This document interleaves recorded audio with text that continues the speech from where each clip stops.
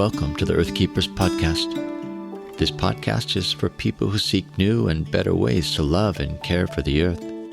It's a podcast for anyone who is deeply concerned about the harm being done to the environment on a local and global level.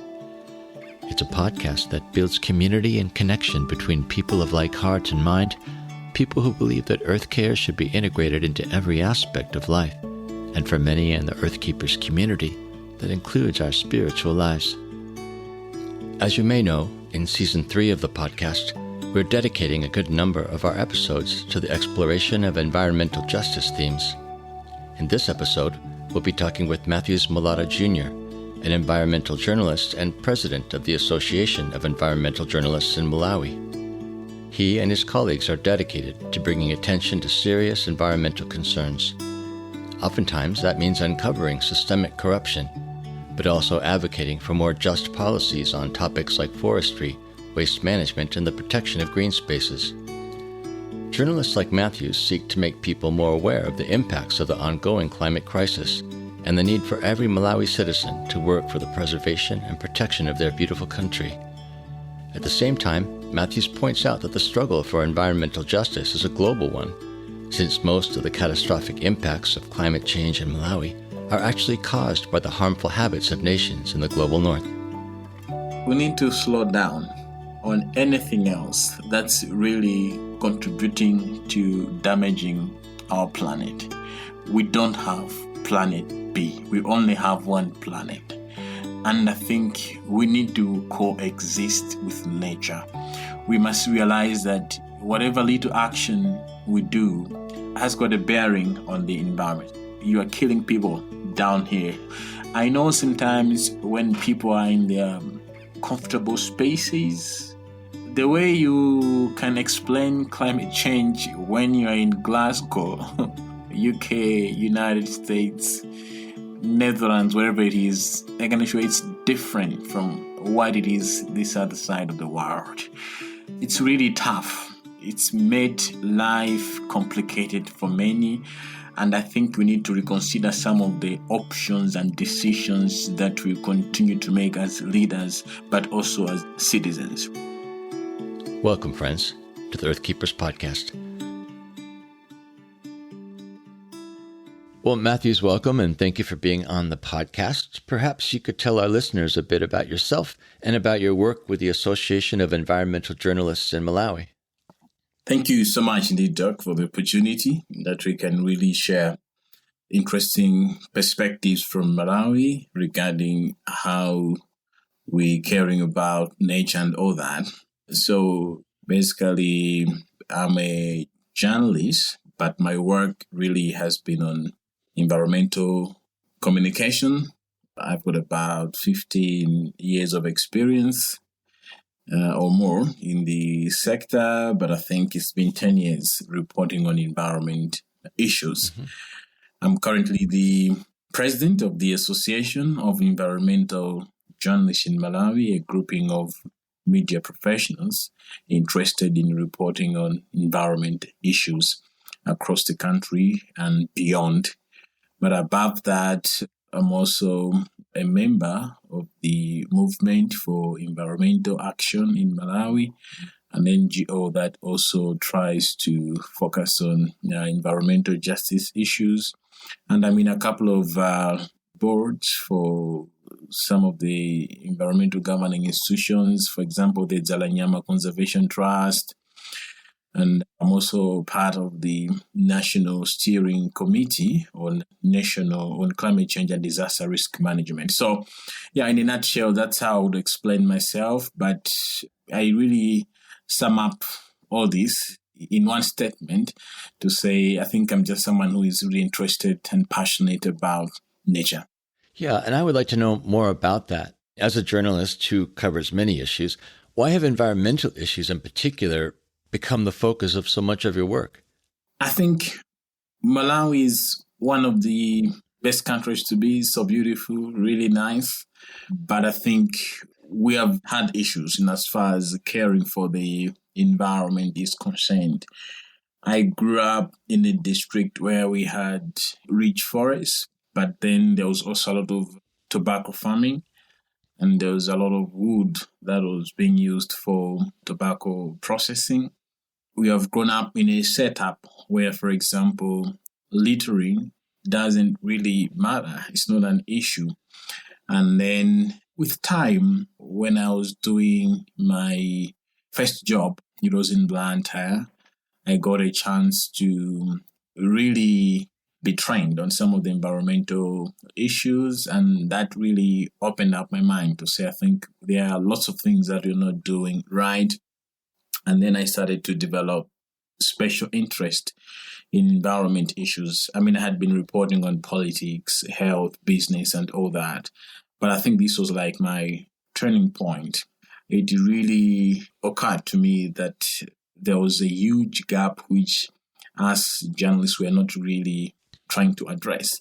And that's when I linked up with my colleagues to say, look, we seem to be very obsessed with political reporting, health and all that, but I think we are really ignoring one of the most important sectors, and that is the environment. How do we make sure that you are able to bridge the information gap that's there, for example, between our scientists at the university or all these institutions of higher learning and the people on the ground, so that we can begin to make a difference, because communication plays a key role. Mm-hmm. So we started this organization, and slowly there are a couple of things that I've been doing. For example, I've been focusing on capacity building, content development, campaigns, research, and all that. So it's personal. There's just really a strong touch that I have towards the environment. And yeah, that has been the journey up to now. Have you found that there's been a lot of receptivity to that shift of focus onto environmental issues? It's been a mixed arrangement. There are some journalists really that I've seen merit in making sure that we focus on environmental reporting, but we still have got some, I think, who feel like it's a complicated bit to concentrate on, more especially because of the perceived science that is associated with the environmental issues or environmental reporting. But I always tell my colleagues that an environment story can be communicated from different perspectives, because an environment story is a human interesting story. It is a story really that touches on our daily life. It can be a story that can be developed from a health perspective. It could be also a political story. It can be a business story, but with an environment face. And this is what I keep on explaining to people, that an environment story is a health story. All you need to know is to understand all the issues that are really happening in the environment sector and begin to make the connections so that you can really come up with a nice story that communicates about all these things. So by the end of the day, it's about systems thinking, and also I think that can always be applied as far as how we tackle and frame up these stories is concerned. You earlier used the phrase environmental justice, and it brings up a question in me. As a professor of community development, I've watched a shift taking place in my field, and until recently, relief and development work tended to focus mostly on social justice issues like human rights or poverty or global health disparities, issues that were centered mostly around the promotion of human flourishing, but increasingly, issues of environmental justice have gained more attention in the realm of development. I wonder if you could comment on the relationship as you see it between social justice and environmental justice, especially as that plays out in Malawi. Environmental justice, I think, to many, still sounds like a new term, something that people are still trying to internalize.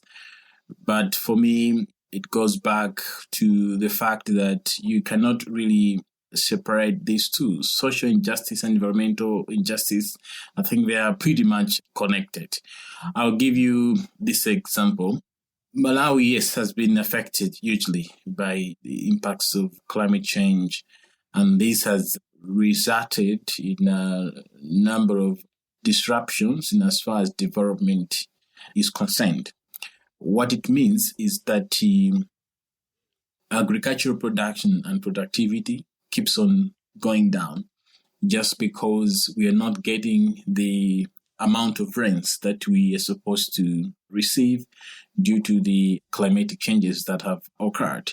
Yet Malawi contributes almost insignificantly to the global challenge, the climate change issue, but we are the ones bearing the burden and our people are suffering. So what that means is that if people are not able to produce what they're supposed to produce for their food security, nutrition security, but also for business, it means that that also affects their income.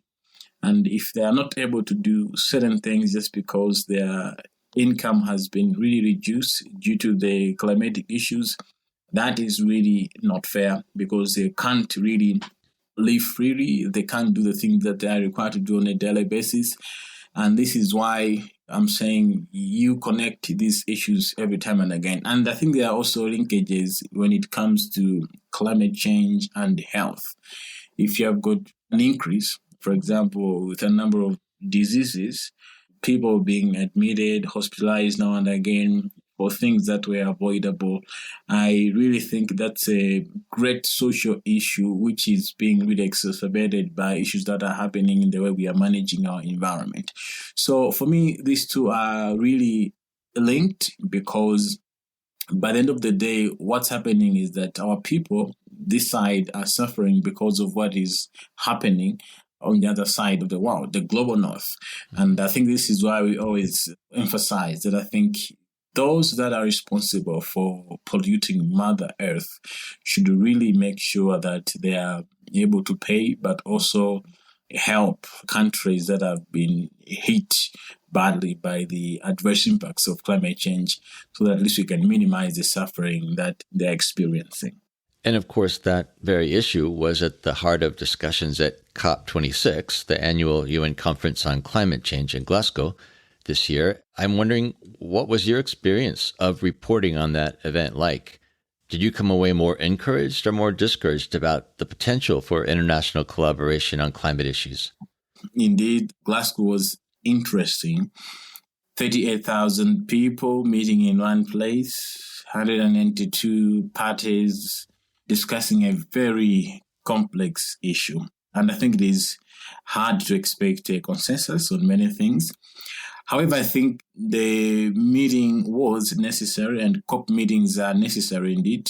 And this time around, more specifically, because people were meeting amid the COVID-19 crisis. It wasn't easy for the host country because there are a lot of logistics involved. But I like the energy, the courage, the determination that was really displayed by all the concerned countries. I think it really showed to me that I think we are all interested in this crisis, but more important in making sure that we provide the solutions that we need in order to address the climate crisis. I know you have written about maybe how best the COVID-19 crisis has also helped to connect people in a dramatic way. There are opportunities that have occurred, people communicating online and all that. But I think it was really important this time around that people should meet physically and deal with some of the issues. This is why we saw, I think, progress in a couple of areas. For example, issues to do with coal. We are saying, I think it's not time for promoting fossil fuels and all that, even coal production. We have been speaking against this, and there hasn't been movement for quite some time.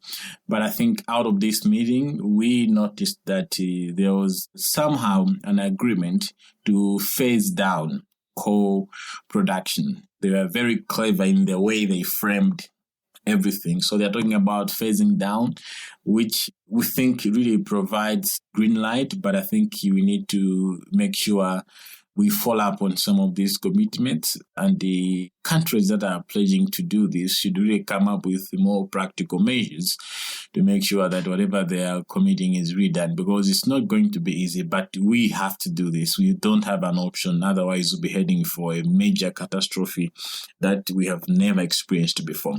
There was also, I think, a lot of talk around mitigation programs, loss and damage. For the first time, I think it was really given huge attention, and been a discussion to do with the rules book so that which has been outstanding for some time. How do you make sure that the Paris Agreement is operationalized? What are some of the guidelines? So there's supposed to be a rules book in place. People have been discussing about this for quite some time. It's been dragging, but I think COP26 did manage to deliver this one.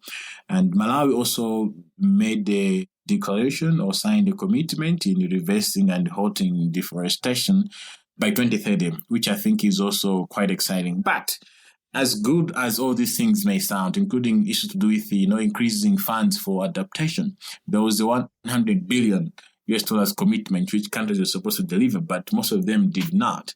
And they're trying to find new mechanisms of coming up with another financing, mechanism which is going to be high and all that, based on scientific data and all that. But for me, what we are saying is that if they failed to commit to the 100 billion in the past, chances that they could also fail to commit to the new pledges are also high, because most of the things are really voluntary.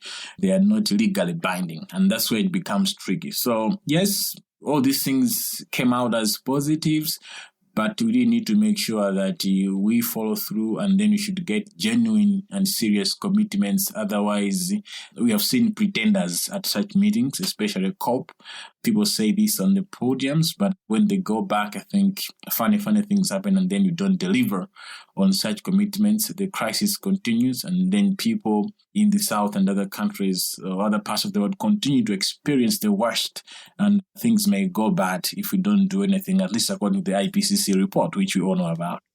Well, there are plenty of voices from the global South who say that COP26 didn't go far enough. And relatively speaking, Malawi, for example, contributes very little to the factors that cause climate change, and yet Malawi is disproportionately impacted by the effects of climate change. So I'm wondering if we could talk about that, and in particular, talk about what are some of those impacts and how does it change people's lives in Malawi? That's an interesting question, Prof. I'll go back to emphasize that Malawi is an agri-based nation. I think we still rely on agriculture. Yes, we have got mining, tourism, and other things, but I think the contribution to the national GDP, I think, is still very low, and in some cases, is significant. But agriculture remains big. It's the mainstay of our economy. Now, if we continue to experience extreme weather events, you're looking at floods, and at the same time you have got drought and all that, what that means is that our agriculture production obviously is going to be affected directly. Then that extends to issues of nutrition, health, economy, and all that. So environment anchors everything. So once there is that kind of interruption, really targeting the agriculture sector, it means even all these other value chains are also affected. And by the end of the day, you cannot even talk about achieving the Sustainable Development Goals that we are all eyeing, at least by 2030. You cannot really talk about improving the human development. All these things, they are really affected. You should expect worsening poverty levels. You should expect shrinking income and all those things. You should expect continued damage to infrastructure. As you know, that we keep on having these floods now and again. Just like when rainy season at the moment here in Malawi, it's been raining heavily, of course, from January. And we have had urban floods almost in all the capital or major cities. Lilongwe have had floods. In Blantyre have had floods, destroying property, injuries and all that. So you know what that means. It's got an impact on people's lives, the entire economy, the infrastructure being damaged every now and again. That's like something that has been recurrent for years. The question is, how do we break that cycle? Because before you recover from this disaster, another one hits and you are back to square one. You see government officials and partners coming up with a recovery plan. But before you start implementing it, while you're still mobilizing resources for this recovery plan, another disaster hits. So there is no space for breathing. There's no space for people to really implement even some of these recovery programs. And it's as bad as that. And I think this is where we need to make sure that everyone is serious about providing sustainable but also workable and practical solutions to the climate crisis. And we should also avoid doing what one size fits all kind of approach. Let's understand the context of issues. What are the real challenges that Malawi is experiencing? How best can we assist them? People are talking about electric cars, but Malawi, I don't think at the moment we need electric cars. I think we need technologies that can really help our agriculture sector to be resilient before we start talking about electric cars. But maybe there are countries up there that they would look at electric cars as a priority. We have about 18 million people. Only 12% of these have access to electricity, be it for lighting or for cooking, meaning that 80% plus of people, they stay in the dark. They cook using firewood, charcoal. So you can't start talking about electric cars with such kind of an audience. I think you need to go down and deal with the basics. The problem is really big, and it becomes very complex to deal with it whenever all these issues with poverty are also interlinked. So I understand that one of the goals of AEJM is to promote awareness of environmental issues to the general public. And I'm wondering, when it comes to ordinary citizens of your country, how aware are they about the unfairness of the price that Malawi citizens pay for the damage done by the industrial world? And I'm wondering, do people feel angry or resigned? How do they hold on to hope? The key thing, as you put it, indeed, is that we need to continuously provide the right information to the people so that they have the right perspective, but also attitudes towards the problem. That's when you can really begin to implement the solutions. But unfortunately, not many have that big connection, which can strongly translate to the anger that we see, for example, in the West. Many are aware, of course, that climate has changed, and they can explain that better, actually. But it is mostly linked to the cutting down of trees, because I think we have lost our forest cover massively, and we continue to lose about 32,000 hectares of forest almost each and every year, which is quite serious, and we're losing about 29, if not 30 tons of soil per hectare per year, and that is also serious. But beyond that, I think they can't explain much, especially the local people. But if you look at some of the leaders, NGOs, some of the government players that are closer to climate change issues, yes, they're able to explain about all these things, and we all have the same concern, and we only hope that with time can be able to resolve some of these things. When you look at what's going on in Malawi today, are there actually projects or initiatives that benefit the environment that make you have hope? Sure. I think we are trying. We have a couple of initiatives that are going on. As Malawi, we submitted what they call the nationally determined contributions. These are like our commitments, for example, our country as a country to the UNFCCC, in as far as the things that we will do as our contribution in order to solve the climate crisis. And we have been implementing some of them. We just revised and submitted fresh ones. And if we continue to implement them, obviously we should expect to better lives of most of the people. And there are a couple of other initiatives that Environmental Affairs Department, Ministry of Agriculture, and local government and others are also implementing in the country, including the NGOs, are also doing a tremendous job. But I think what we need to do is to continuously coordinate, make sure that we are not operating in silos. We should increase our international cooperation, but also issues of transparency, accountability, they are very key. As you might be aware, corruption is also rampant. So what we need to make sure is that the resources are getting to the right people. They must hit the ground, and make sure that we minimize on things that would really not benefit the majority that are experiencing some of these problems. So there is indeed hope. There is goodwill from a couple of partners within the country and beyond. We did appreciate that.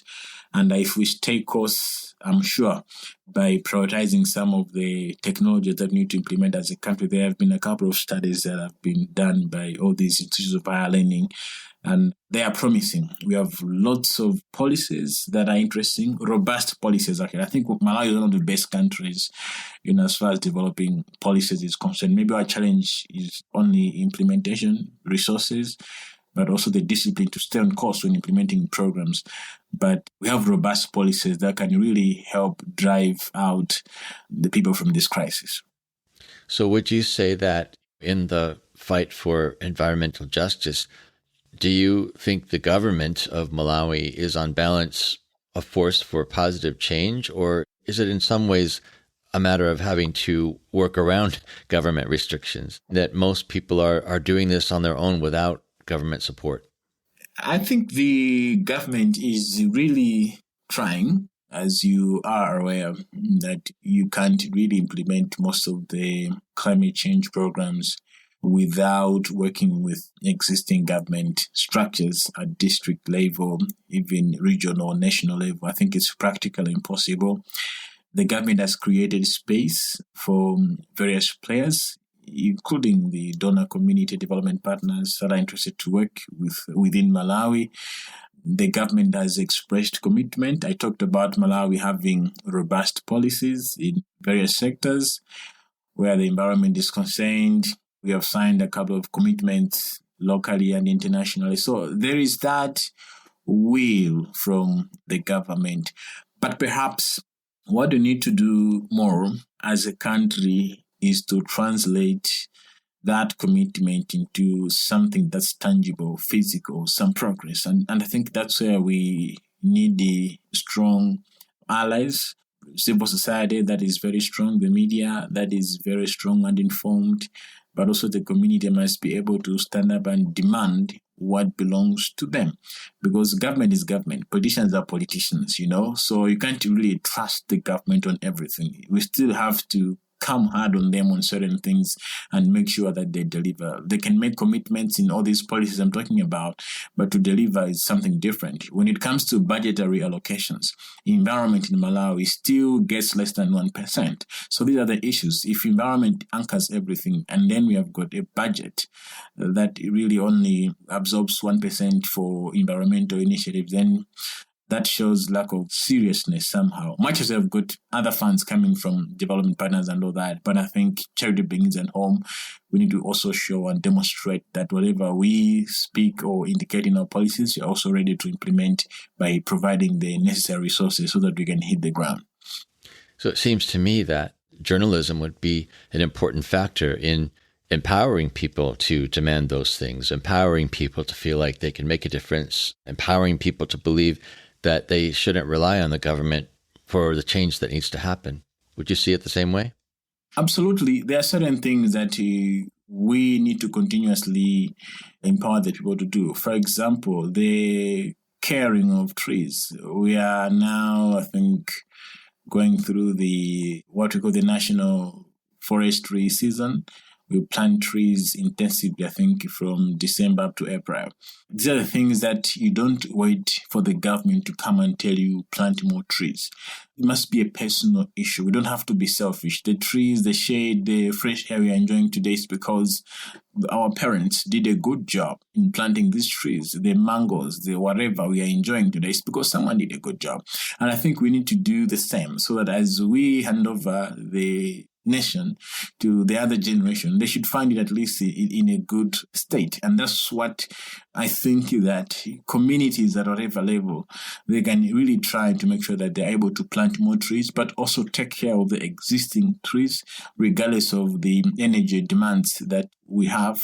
Because whenever people see trees, they see charcoal for cooking and all that. But I think we also need to have some discipline and make sure that we're able to think about the next generations and maintain the environment so they can continue to have the good rains. But also the trees help in as far as charging the underground water is concerned, reduce issues of soil erosion, the siltation of our rivers. Most of the rivers keep on disappearing now because of the heavy erosion that is happening. And that is not really good even for aquatic species and all that. So yes, there are certain things that are within our control and we need to keep on doing them, not just once, but repeatedly until we see change. It seems to me that issues like the relationship between cooking and a forest those are not self-evident relationships, that I would see journalism as having a role in educating people about the system, that if charcoal cooking is your only option, then ultimately that's going to not only pollute the air and decrease human health, but also reduce forests. And I think that journalism has an important role to play there in helping people to understand those relationships so that they know why they're doing tree conservation or tree planting.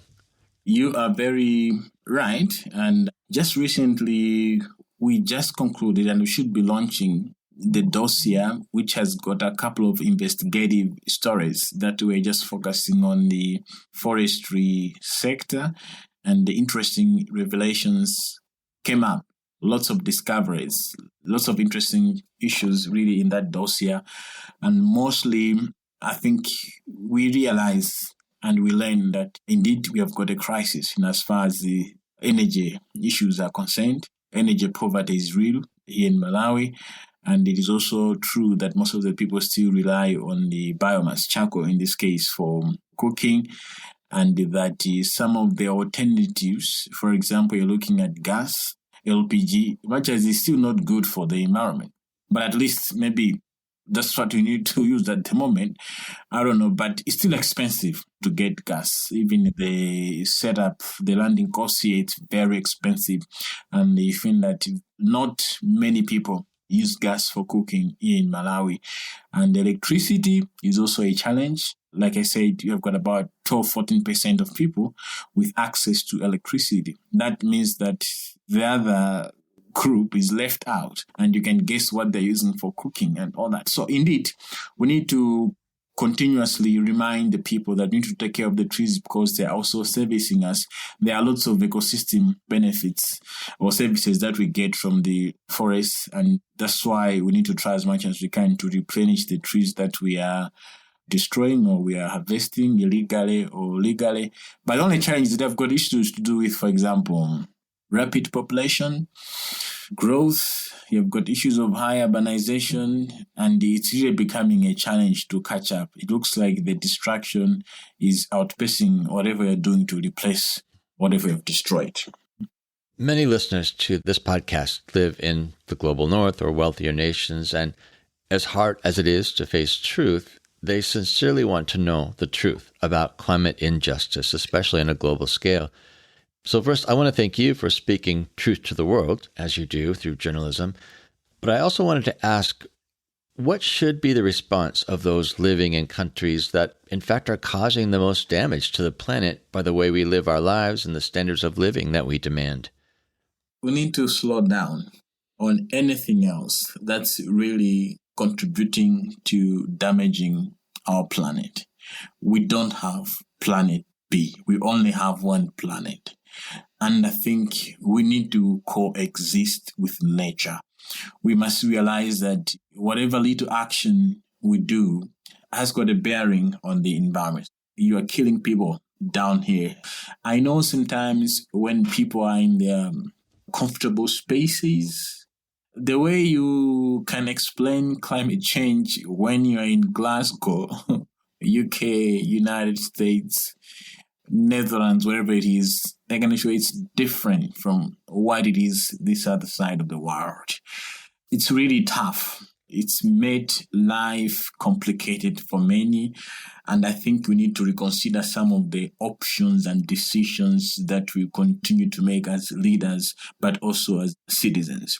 Most importantly, because the damage has already been done, my thinking is that we need also to seriously think about adaptation programs that are really helpful but also practical and workable for countries like Malawi. Let's support these countries to implement these programs.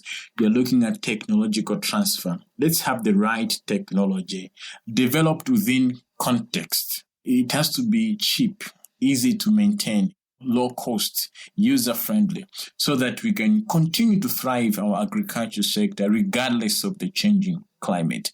Research is also vital. We can help in capacitating our institutions of higher learning so that they have the right capacity, which they can transfer to the students and all that, and then help to maintain the health and be able to continue to survive regardless of the crisis. But maybe finally, what I would say is that we need to be genuine in the discussions that we are having around climate change. What I've noted, I think everything about climate change negotiations is very political and predictable. You have got huge barons, business icons that contribute. They can interfere, and whatever decisions that are made, you find that they are not really in the interest of the common person who is facing the struggle. They have got their own interests as well. Issues of phasing down coal. I don't think business people would really take this thing easily. You have got countries that maybe solely rely on coal for the economy and all that. If they're going to switch to something green, how easy is it going to be for them? And are they really ready to do this? So they must do that because we are suffering. And if we don't do anything about this, I think it's going to be terrible. Just today, I was interacting with a climate change expert. And what she was explaining to me is that because we didn't have the rains, in Malawi, the rainy season starts from around September. Okay, but what happened this year has never happened before. From September up to December, we had no rains. It's been dry. And what she told me, she's analyzing data, which she's going to share with us at some point. But already I think she has got a feeling that this is the worst dry period that we have ever had as a country since 1960 or 70. So that's interesting. This is clear evidence that I think climate is real. We continue to be affected. And it's no longer about just figures and projections or IPCC reports. No, it's real. And the results on the ground are not good. Because as you speak now, there's a lot of uncertainty in as far as what the farmers are going to harvest from the fields now. Because maybe by March, the rains will be gone and most of the things in the field will not have matured. The capacity for irrigation is very slow. And then we should be a country now begging for food again and all that, which you're not supposed to do just because of some actions that are being done up there. And that is not real. That is not true. Yeah, I think there's really something powerful in that observation about seeing things as real. I remember seeing global news coverage of the cyclone that devastated Malawi in 2019. And in that moment, I thought, this is in part my responsibility. Like, my behavior is connected to the fact that this is one of the worst weather-related disasters to hit the Southern Hemisphere. And it was hard for me to hold on to that connection. I found myself wanting to pull back from that sense of responsibility that my actions, my lifestyle actually had an impact on people in Malawi. So I'm not sure what to say about that, except that in some ways it's a discipline for people who are living in the global north to always make that connection, to understand that what we do doesn't just impact our immediate environment, that we have a global effect, a global impact on other people's lives, and in some cases a very serious impact. Correct. I agree with you, and I'm glad you followed the second issue. It was quite devastating. People lost their lives, property got damaged. It wasn't really good. All the crops were damaged, and we have not fully recovered up to now. And indeed, I would like to encourage our listener that we must take these issues personal. We must feel guilt indeed when we feel like the choices that we're taking are not just for our planet Earth. They have got an impact somewhere, and someone is struggling because of that. I'm wondering about you. You're doing hard work. Truth speaking is hard, especially if there's resistance from various factions. I'm wondering, how do you hold on to hope? There are small victories that we encounter in the process. And I think those are the things that really inspire some of us.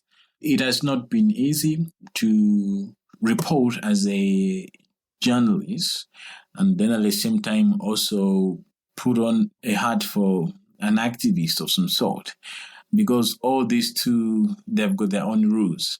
You need to make sure that you're able to balance whatever you're doing. You're not trying to put yourself in an awkward situation whereby you're always fighting with the government.